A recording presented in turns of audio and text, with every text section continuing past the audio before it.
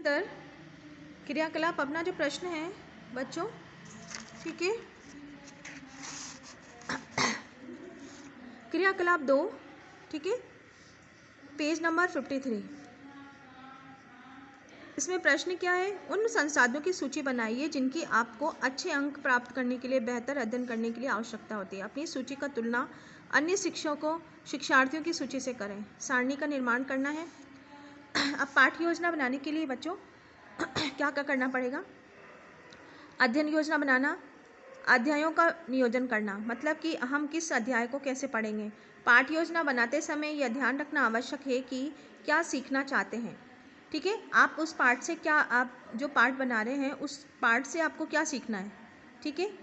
दूसरा है, आप विषय वस्तु का परिचय कैसे प्राप्त करते हैं तथा इस हेतु आपको क्या करना है और क्या को करना चाहिए, मतलब किसी भी विषय की जानकारी प्राप्त करने के लिए हमें क्या करना चाहिए, ठीक है। पहले उस चीज़ के लिए तो हमें योजना बनाना है, हमें प्रश्न तैयार करने हैं। जो योजना होती है ना, उसके लिए प्रश्न होते हैं ये, जैसे कि पाठ योजना बनाते समय ध्यान रखना आवश्यक है कि आपको क्या सीखना है। एक प्रश्न आ जाता है कि हम जो पाठ पढ़ेंगे हमें इससे क्या मिलेगा। किसी भी कार्य को करने के लिए हमें पहले विचार करना होता है कि इसको करने से हमें क्या जानकारी मिलेगी, ठीक है। आप उस विषय वस्तु के परिचय प्राप्त करेंगे तथा उस हेतु आपको ये करना है तो क्यों करना चाहिए आपको, ठीक है। ये प्रश्न आपके दिमाग में रहना चाहिए। तो ये किसके अंतर्गत आ रहा है? अध्यायों का नियोजन करना, मतलब किस पाठ से आपको क्या चीज़ मिलेगी, ठीक है। फिर है दूसरा, पृथक पृथक अध्यायों की तैयारी करना। अलग अलग जो लेसन होते हैं उनको तैयार कैसे करेंगे, हम कैसे पढ़ेंगे उसको, ठीक है। हमेशा पाठ 3 भाग में तैयार होता है, मतलब जो भी आपका जो लेसन होता है उसको आप 3 भाग में रखेंगे। मतलब उसको कैसे पढ़ना है, अब ये चीज़ आ रही है। पाठ का परिचय प्राप्त करना है, मतलब ये किसके बारे में कह रहा है।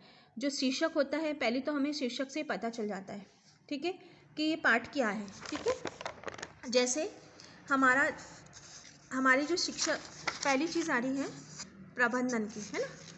इससे हमें पता चल रहा है कि संसाधन प्रबंधन, संसाधन क्या होता है? जिनका हम प्रयोग करके अपनी कार्यकलाप को पूरा करते हैं। प्रबंधन, फिर उसका योजना बनाना, प्रबंध कैसे करेंगे, हम उसका यूज़ करने कैसे करेंगे, किस तरीके से हम उसका प्रयोग करेंगे। तो आधी चीज़ तो हमें इससे पता चल जाती है, ठीक है। उसके बाद आ रही है पाठ परिचय प्राप्त किया हमने, पाठ का परिचय हमें मिल गया है। उसके बाद दूसरा है पाठ के मुख्य भाग का अध्ययन करेंगे। अब क्या है कि पहले उस पाठ, जब हम पाठ पढ़ेंगे, पाठ पढ़ने से पहले हमने मुख्य भाग क्या है, किसका पाठ का परिचय इसके अंदर आ रहा है, ठीक है। उसका उद्देश्य क्या है, इसको करने के बाद, परिचय के बाद हम मुख्य ऊपर चीज़ देखेंगे, ठीक है। उसके बाद हमने ये देख लिया कि मानव गैर मानव संसाधन, इसका परिचय हम प्राप्त कर रहे हैं कि क्या क्या चीज़ इसके अंदर हम संसाधनों की विशेषता रहती है। गैर मानवीय संसाधन आ जाते हैं, उन विशेषताओं में क्या क्या चीज़ आती है, उपयोगिता आती है, सुलभता आती है, विनियोग आता है, प्रबंध आता है। फिर संसाधनों का प्रबंधन के लिए नोट्स है कि कैसे तैयार करेंगे, ठीक है। फिर प्रबंधन प्रक्रिया क्या है, ठीक है। और फिर इस तरह से जो ये पाठ है, इस पाठ को मुख्य भाग का अध्ययन कर लेंगे, ठीक है। मुख्य भाग का कि इसके अंदर ये चीज़ आ रही है, ठीक है। फिर अब तीसरे भाग में क्या करेंगे, अधिगम का आकलन करें, अर्थात जानने का प्रयास करें कि पाठ का अध्ययन के दौरान कितनी प्रगति हुई है। हमने अब नियमित रूप से जैसे हम पाठ पढ़ेंगे, हम पढ़ते जाएंगे कि जैसे शुरू से मैं आपको दे रही हूँ, जैसे ये विशेषताएं मैंने अभी इसमें लिया है आपके लेसन में, वही चीज़ मैं बता देती हूँ। जैसे मैंने पढ़ा ये कि धन, हम सभी को संसाधन की आवश्यकता होती है, धन की आवश्यकता हम सभी को है, तो उसको हम गहनता से अच्छे से समझ के उसको पढ़ें, है ना। फिर हमें ये चीज़ समझ में आती जाएगी। तो हमारे क्या हुआ, पृथक, दूसरा लेसन में क्या हुआ, पृथक अध्यायों की तैयारी करने में 3 भागों में हमने पाठ को बांटा है, सोचा है। पहले हमने पाठ का परिचय प्राप्त किया है, फिर उसके मुख्य भागों का अध्ययन किया है, उसके बाद हमने तीसरे की जो अधिगम मतलब पढ़ाई करना, समझना उस चीज़ को, ठीक है, जानकारी प्राप्त करना। आकलन करें कि जानने का प्रयास करें कि पाठ का अध्ययन करने के दौरान आप कितनी प्रगति हुई है। आपने जो जैसे आप पाठ पढ़ते जा रहे हैं उस विषय की, उस पाठ की समझ आपको कितनी प्राप्त होती जा रही है, ठीक है। तो ये दूसरा हमारा पॉइंट क्लियर हो गया है। तीसरा है अध्यायों की समीक्षा करना। हर अध्याय का पुनरावलोकन करें तथा पता लगाएं कि आपने पाठ का अध्ययन के दौरान क्या किया है, क्या सीखा है, किन संसाधनों का प्रयोग किया है, सब कुछ कितने बेहतर ढंग से संपन्न हुआ है, इस प्रकार आप जान सकेंगे कि आपको अगले पाठ के अध्ययन के दौरान अपनी योजनाओं को कितना सुधार या परिवर्तन करना है।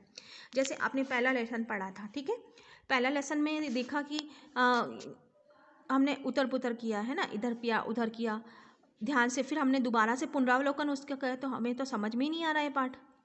दोबारा आपने लेसन देखा, अरे यार तो इसमें क्या है, तो जब हम नेक्स्ट लेसन पढ़ेंगे तो हमें ये पता चल जाएगा कि मैंने क्या गलती की है।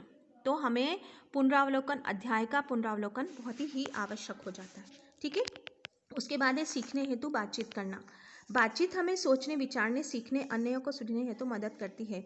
अतः सीखने और स्वयं के अनुभवों को बांटने के लिए बातचीत का बंटावा जैसे छात्रों को शैक्षणिक प्रगति, उन्नति। अब देखिए सीखी हुई, हमने क्लास में क्या होता है कि हम किसी भी पाठ को पढ़ते हैं, उस पाठ से संबंधित चर्चा करते हैं, इसमें ये है उसमें वो है, कि कोई किस बच्चे ने क्या चीज़ समझ में आई, किस बच्चे को क्या चीज़ समझ, तो सब लोग आपस में बातचीत करके उस विषय का निष्कर्ष प्राप्त करते हैं और अच्छी सी जानकारी उसे और ज़्यादा मिल जाती है। पांचवा है निगरानी में रखे हुए फीडबैक लेना। छात्रों को कार्य प्रदर्शन में सुधार है तो अभिभावकों और शिक्षकों द्वारा लगातार निगरानी में रखना चाहिए ताकि उसकी प्रतिक्रिया महत्वपूर्ण हो सके। फीडबैक जानने के लिए पता चलता है कि घोषित लक्ष्य, अपेक्षित परिणाम संबद्ध प्रदर्शन हो रहा है नहीं है, हमने जो निर्णय जो हमने सोचा था वो हमें प्राप्त हुआ है नहीं हुआ है, तो फीडबैक लेना भी बहुत ज़रूरी हो जाता है, ठीक है बच्चों। तो ये अपना क्रियाकलाप 2 हुआ 53 पेज नंबर का, ठीक है।